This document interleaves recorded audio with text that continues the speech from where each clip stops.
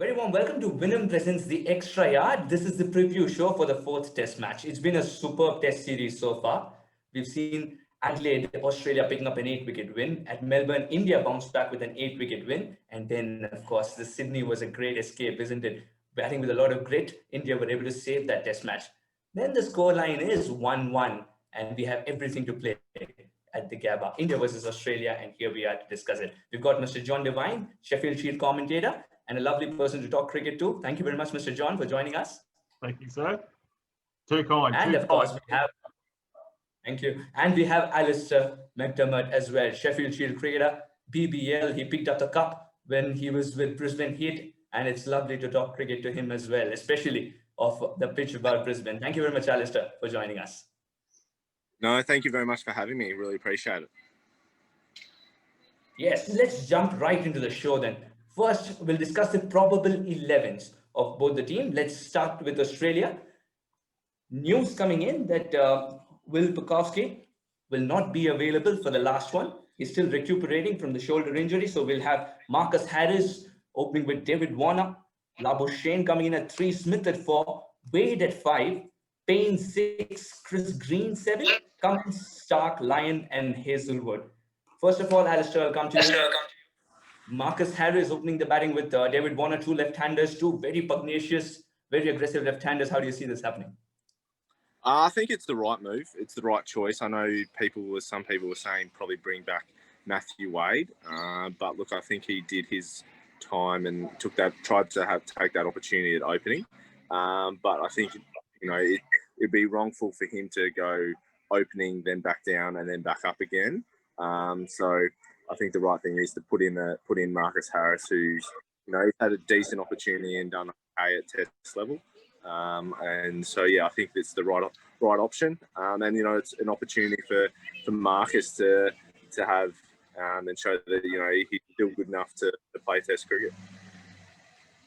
Yes, and he's shown his batting prowess many a time, isn't it? He also bailed Australians out with the half century not long ago. John Devine, what do you think about the inclusion of Marcus Harris? You happy with the side?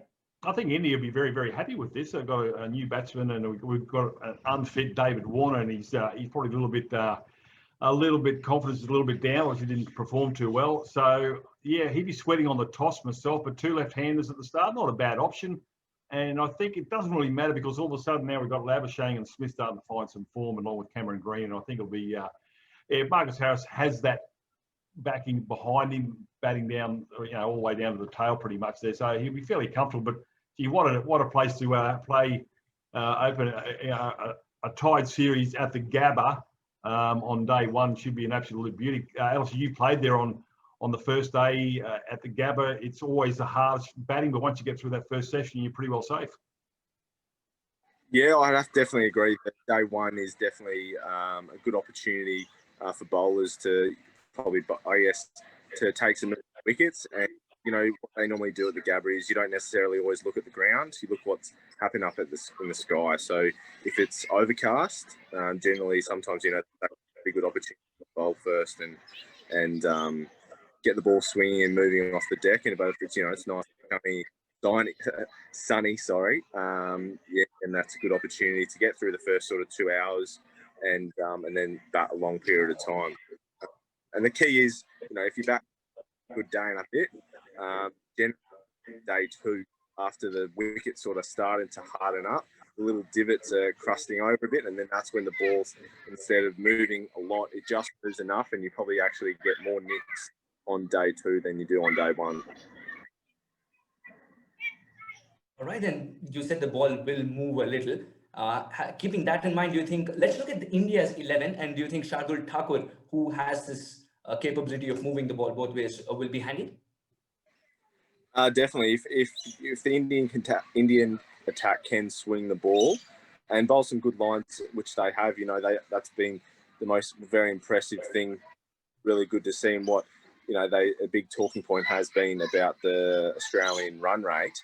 Has just shown how effective the Indians' bowling plans have been to the Australian batters and being to restrict, the likes of Smith and Labuschagne. So, if they can swing the ball early, and try and, I guess, swing it as much as possible is always good. But more importantly, if they can probably bowl consistently and bowl some nice lines that they have, the ball's got more pace at the Gabba, more bounce. It should bring the slips and the gully and the keeper into play more. Let's have a quick look at the Indian 11 now, the possible 11. We're looking at Rohit opening the batting with Shubman Gill, Pujara, Rahane, the skipper, and 5 would be Rishabh Pant. Saha would be in the side, and we're expecting him to be the keeper, of course. And 7 would be Ashwin if he is in the side. Then Washington Sundar can make the side. Shardul Thakur, Navdeep Saini, and Mohammad Siraj. Do you expect this side to take there? Or Ashwin is still, if he's not 100%, would you go with Kuldeep Yadav then? Especially, as you said, BBL is also going on, so the pitch might be aiding the spinner a little as it's getting slower. Yeah, look, I don't think the pitch will get slow. I think the key for spin at the Gabba is not necessarily the sideways spin. I think it's the bounce, so the overspin. I think Nathan Lyon will be extremely effective there, and I reckon he'll bring up his 400th Test wicket. But back to the Indian attack. I think it's been obviously very tough. They've got their 3 main bowlers that have that played the first Test that are out now. So, but credit to the backup and the cavalry and their squad. They've all come in and done their job and worked hard for the team. So, I've got no dramas that they'll definitely be able to bowl well enough to restrict Australia at times. Okay. Mr. John, you know that the inexperience in the Indian bowling attack might be seen there. Mohammad Siraj has played 2 Test matches. Navdeep Saini has played 1. Shardul Thakur bowled less than 2 overs before he limped off against the West Indies when he debuted 2 to 3 years ago, 2018. So what do you think? Do you think Indian batsmen will be the key here? And hence, to get that batting option going on, you want someone like Washington Sundar given a chance? Yeah, look, just got to remember one thing that Alison mentioned a lot about line, but I think it's length that you can fall into a trap to in the Gabba. So if the Indians do get to open the bowling, it's going to look green, it's going to look juicy. Let's put it in short. And Australia's going to eat that sort of stuff up. They do it all the time. That's why they haven't lost a Test match there since 1988 or 20 BC or something like that. It's outrageous. So if they can pitch it up. Let it swing, as Alistair knows, and I've seen Michael Neser and Cameron Gannon of late, Mark Steggity, these guys, when they pitch it up, it swings a lot. And as Alistair mentioned about the skies above, if they can pitch it up, especially that first hour and a half, I think it's very important for India, and they'll make the breakthroughs. As for Australia's bowling attack, remember, they just come off bowling 4 straight sessions and a short turnaround in Test matches. They went the full 5 days. It was a hard slog for them. They didn't get a lot of rewards. Their confidence will be a little bit down, and they're up against a pugnacious and feisty bunch of Indians who aren't going to go away. They're sort of like Aussies. You're trying to get rid of them, and you just can't quite swat them. I think they'll work on what they see on tomorrow morning, before they decide their final 11. And there are storms, as Alistair mentioned. You look above, not in front of you, and there are storms predicted on Saturday, which is obviously the day, your moving day at the Gabba. So either way, I think the Australians will really love to win the toss. Marcus Harris will want to bat first. He won't want to be waiting for a day and a half before he has a go. And I think the bowlers would like to be able to put their feet up for one more day. But the toss really important. Remember, as you said, Suhas, 1 apiece. This is it. And who holds the trophy at the moment, by the way? Is it India? India. Yeah. So India, draw, they hold. India only have to draw. So we have to win. Yeah. So there you go, Suhas. Okay. I've given you nothing. Okay. Then we'll move ahead with the next talking point. That is, we'll start with Alistair first. Tim Paine, the captain, Tim Paine, the keeper. Who do you think needs to come to the fore more in the last Test? To be honest, I've got no dramas with how he's been. He's been brilliant. He got some runs in the first game. I think he's a great keeper, and I think his captaincy is exceptional. So, I got no dramas with him at all. I know there was some words said. I think he was probably in a bit of the heat of the battle that it all sort of happens. But all in all, I think he's doing a great job. Okay. And Mr. John, what do you think? I think it's an unnecessary thing to have that stump microphone on live. As we mentioned off air, Sue has it. yes, it should be recorded conversations. If there's a complaint from a batsman to the match referee after the game, they can draw on that recording. It should be accessible to the media. But the other thing is, for Tim Paine, it just showed the frustration, didn't it, Alistair, that they just couldn't get them out. 4 days, 4 sessions against a second 11 or whatever, and they couldn't bust them. So it was just frustration. Well done to India, because obviously, the scoreboard spoke for itself, and they had no way of getting the Indians out. So Tim Paine was frustrated, but he's still the captain. He's the second most important job in the country, is what they say, which is a load of rubbish. My job is. So I just don't understand Tim Paine's tactics. He should have been changing the bowlers, changing the field. Don't worry about trying to get inside his batsman's head, because they are a steely bunch, the Indians. They just, you're not going to get anything from them. Okay, now let's move on to someone who's used to... Sorry, guys, I've got to go. Are you go? You got to go now? Yeah, I've got to go. Sorry. Okay, no problem. Alistair, hang on. Before you go, what's your tip? Australia after day one. Oh, we'll win in 3 days. Okay, all right. Suhas, this man eats lentils because he can't back. If there's 24 horses in the Melbourne Cup, get him to pick 23 of them. The one he leaves out, put your house on it. He's got no idea. Thanks, Ali. But I'm still neutral here. Thank you very much, Alistair, for joining us. Really appreciate your time. So, Mr. John, now we're going to talk about the legend there. 400 test wickets he's nearing right now. He's 396 at the moment, and he's playing the 100th test match. We're talking about Lyon.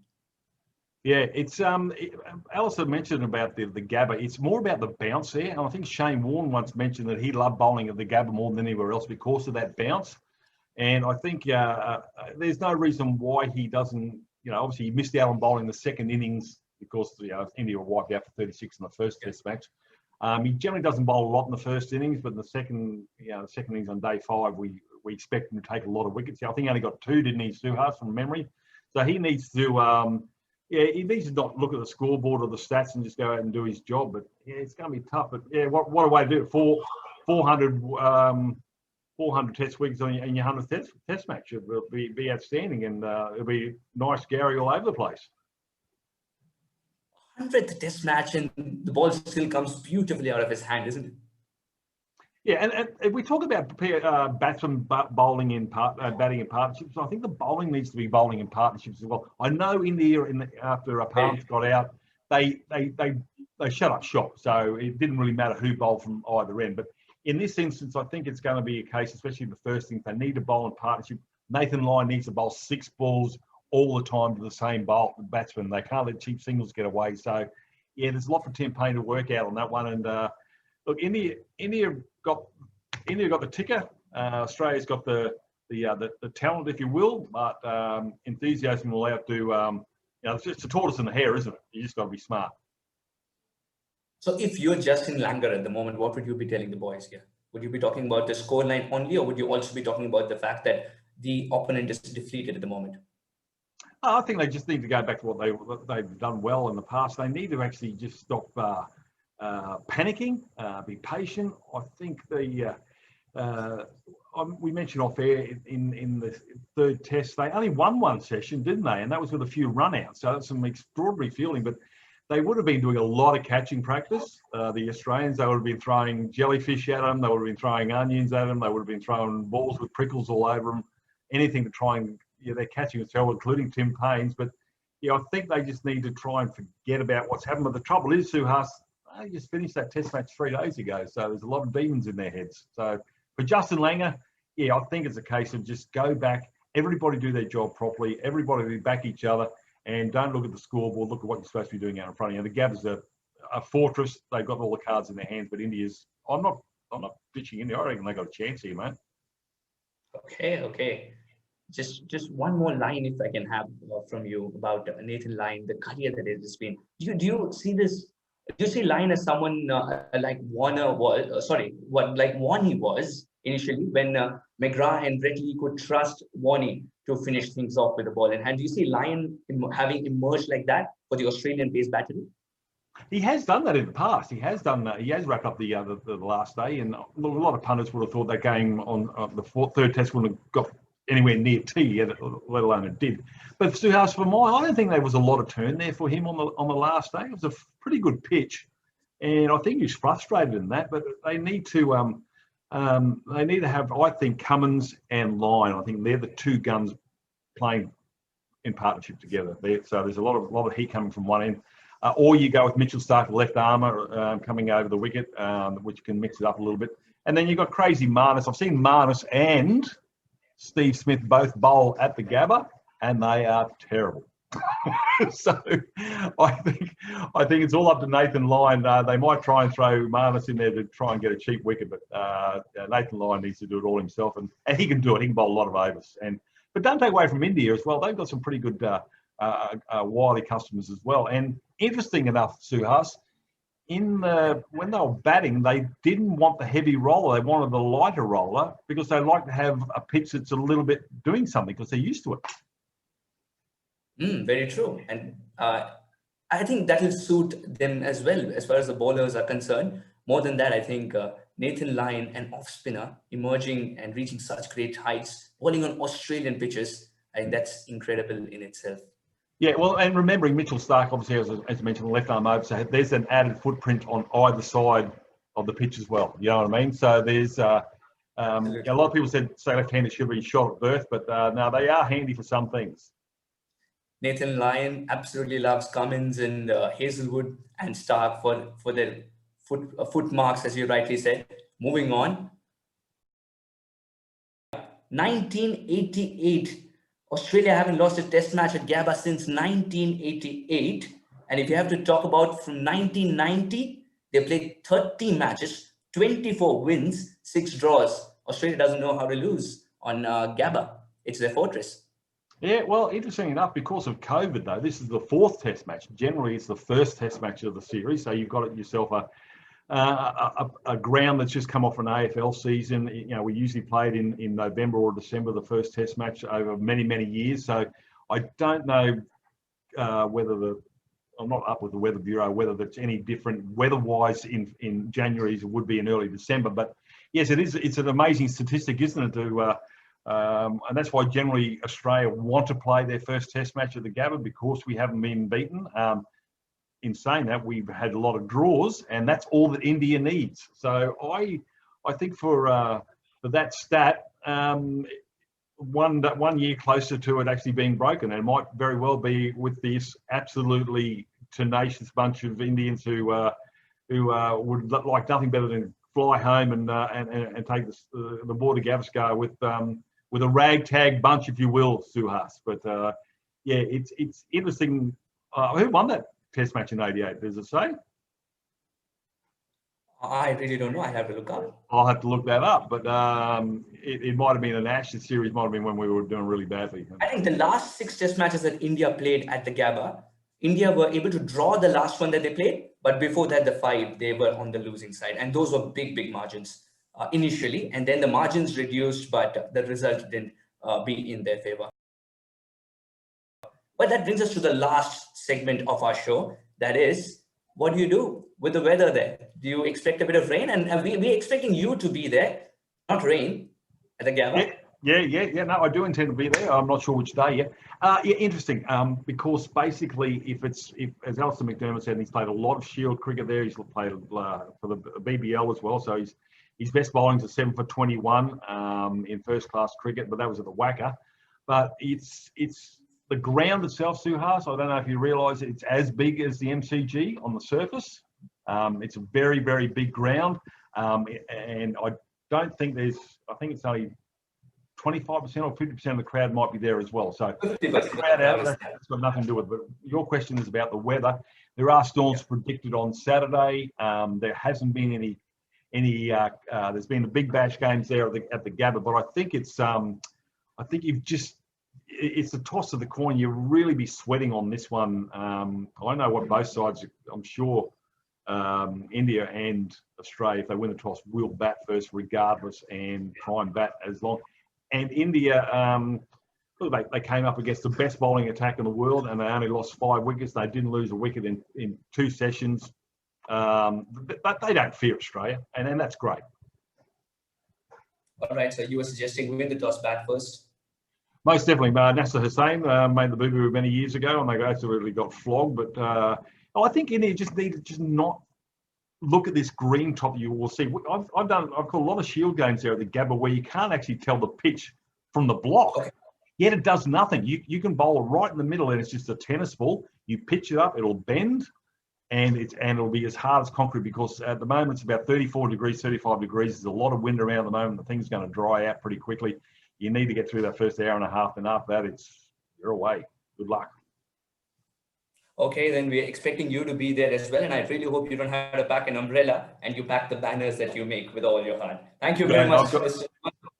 I've got my Dorothy the dinosaur umbrella, and I've got my little pink booties, and I'm ready to go. And all I got to do is try and get past security, and I should be sweet. Absolutely, we'd love to have you there as well. Thank you very much, Mr. John, for joining us on Wynnum Presents The Extra Yard. Thank you to the viewers as well for joining us. All that you have to do, viewers, is use the hashtag AskExtraYard to ask us the questions. We'll meet you at the end of day's play tomorrow. That's all we have for you in this show. And I'm your host, Suhas Vedam. Take care.